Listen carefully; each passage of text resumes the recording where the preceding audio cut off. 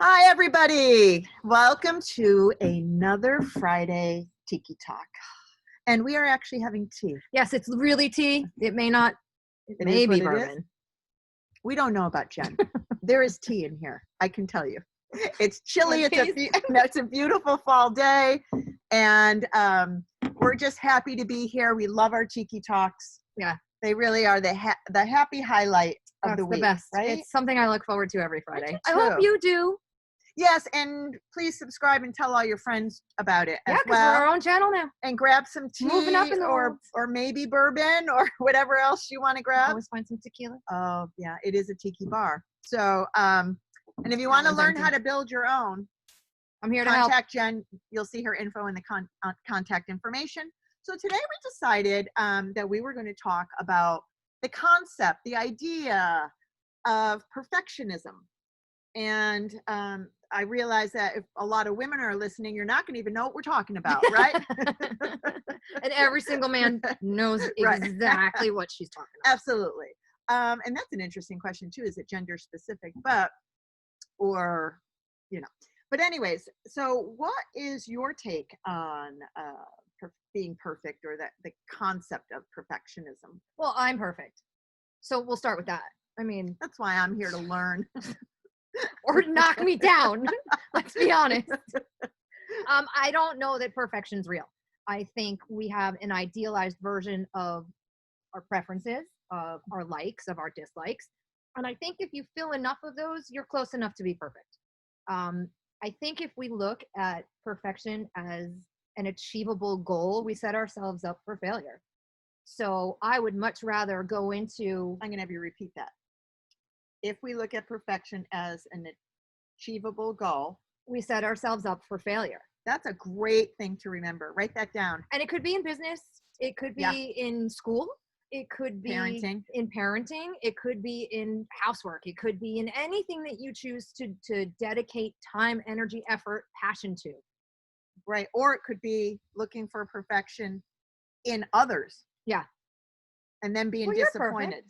Yes, but that's why I'm here to teach. To teach. And I'll knock her down too.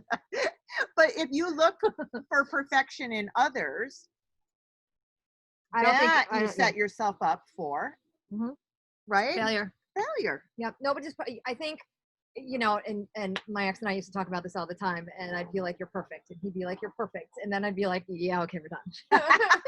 You're more perfect. Right. Or he'd be like, well, I was just lying. But, it was just kind of a thing that we did because I don't know whether we knew or, we just used that as our phrase. That was our, fun word. That was when one of us did something that was an epic failure, we're like, you're perfect. Don't worry about it. Right.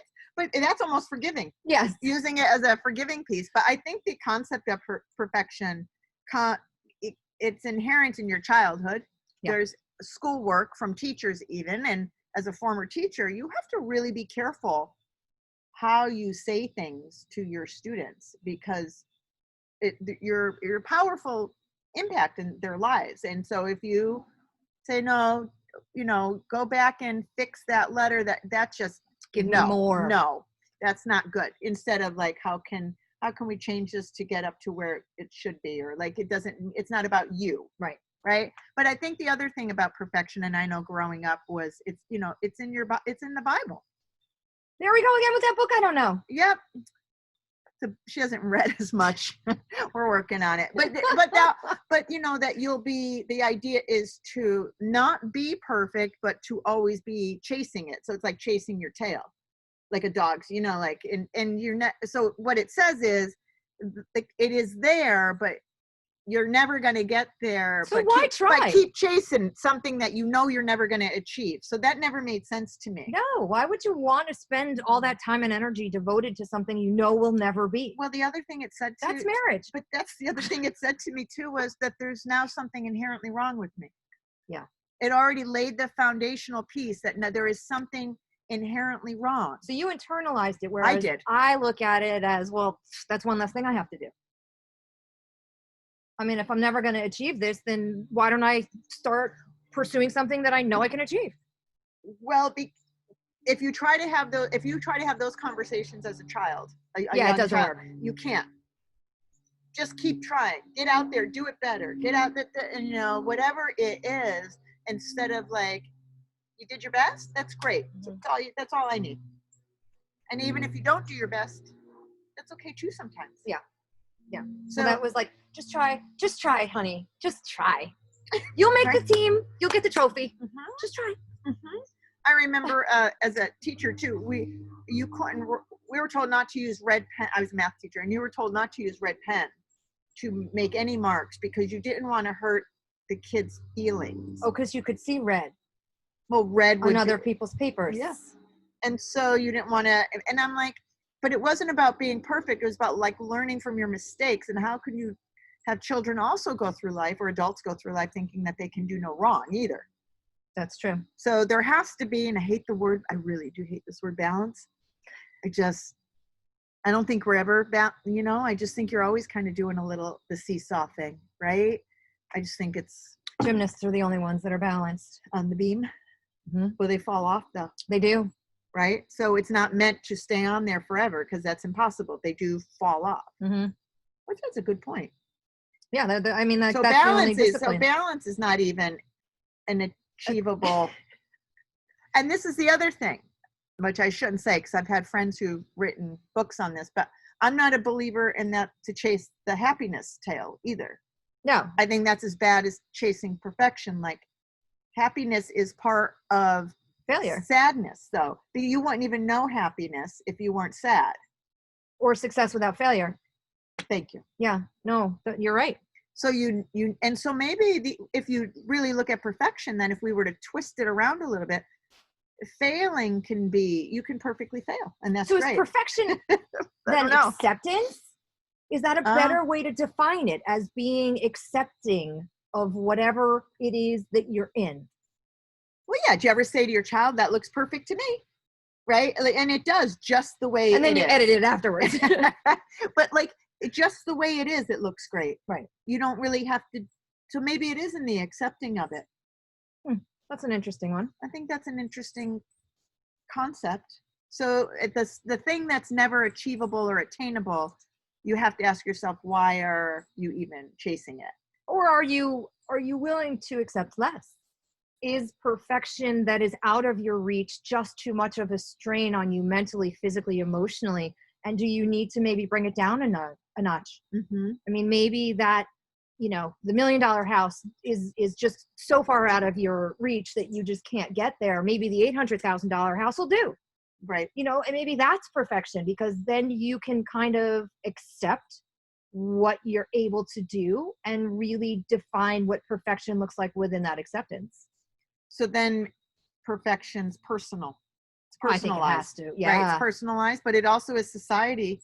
Well, society tells us the wrong signal so many times. I don't think we can use them as a barometer. But so many people do. Like now. But they're not here at the Tiki Bar? Now thin is not in. It's strong. Strong is in. And now it's all about getting six-pack abs. That'll never happen. It's not in my genetic makeup. So I am set up for failure. So she's not even going to try for that one. No, but I have to tell you, my sister works out every day with a personal trainer, and she's done it for 5 years, and she doesn't have a six-pack ab. It's just not in my genetic makeup. So I can be strong, and I can look great, and I can be very fit, but I will never have a six-pack unless I buy it at the store. Which I would go get that with you. That's perfection. That's the only kind of six-pack I would want on my abs anyway. No desire for the other. But I do think societal changes, like voluptuousness used to be perfection. Right.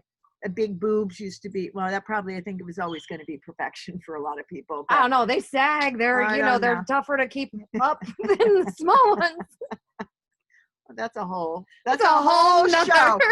That's a whole show. But I think that society does define whatever perfection is. It's just that you don't have to buy into it. Well, it's the media too, right? Yeah. So, Twiggy was the 60s, right? Yep. And she was 70s. Perfection then. And then all of the clothing was made to fit her. And then we got into the 80s where everything was big and slouchy until Madonna showed up, and then everybody got naked. Yeah. And with boobs that were cones, it was just like, it's just constantly changing. So, I think when we're talking about perfection, we really have to look at what we're doing to change what that really means, what it Right. is that is it changing with the times? Is it keeping up with what we're doing? Are we finding that we are struggling against that imperfection because we're using an old gauge of what perfection looks like? Well, maybe then don't even have it as part of any gauge. So if you could not have What does that word actually mean? Do we have, Gauge? no, Oh. perfection. Do we have a real, like a Webster's definition? could certainly do that right now. Let's see what I could do Wikipedia that. says. We're gonna just this is Oh, live. please. This is live, and Let's see if we have I- Wi-Fi out here. we Ooh, do. here we go. I'm gonna see. I'm gonna go to my dictionary, dictionary.com, which I use for everything, and you see if we'll come up with Oh, there's a identify. movie. That's what I got first. a called movie. called Perfection. Yeah, watch now on Netflix. Huh, who knew? Perfectionism. Here we go. Okay. Any of various doctrines holding that religious, moral, social, or political perfection is attained. Let's see. A personal That's it. standard, attitude, or philosophy that demands perfection and rejects anything less. So here's But what it's using its own word. because I looked up perfectionism. So if we just look up perfection, Oh, that see? will. Power of perfection. We didn't even get that right. We can't even look up perfection. And it's tea. Oh my We do goodness. much better with Yeah. margaritas. The state or quality of being or becoming perfect. Well, it's using its word A quality trait or feature of the highest degree of excellence. as in origin of Ooh. perfection. A finishing, a replacing. It's not a good word. I'm not thinking it's a good word. I don't think anybody knows what it is, and therefore we're trying to do something that We'll we don't define it. even have a definition for. Right. So let's make up our own. Yeah. Yeah. Trying your best. That's perfection, in my opinion. If you tried your best, great. That's perfection. Perfection's personal. Oh, love That's bam. Perfection's personal. it. We got Emerald Lagasse over here. That's my kind of cooking, right? I can't do Bam. it. Bam. Bam on the words. He can cook in the kitchen. But that's it. Perfection's personal. You define it and you chase your own tail. And I really wouldn't chase any tail, really. But I wouldn't strive for. Oh, I wouldn't strive for something that you're not happy striving for. Right. But it's definitely it's something that is very internal, and where you get it from is a personal choice. Yeah. I'm thinking of the title of this is a very confusing perfectionism. Like, because this whole conversation, did you take anything away from that we're drinking tea? Do you want to see that we are not perfect? That's, I think, what we wanted to demonstrate. Right. And we've done a fantastic job. Yeah. Here we go. Happy Friday, everybody. See you on our next Tiki Talk. Bye-bye.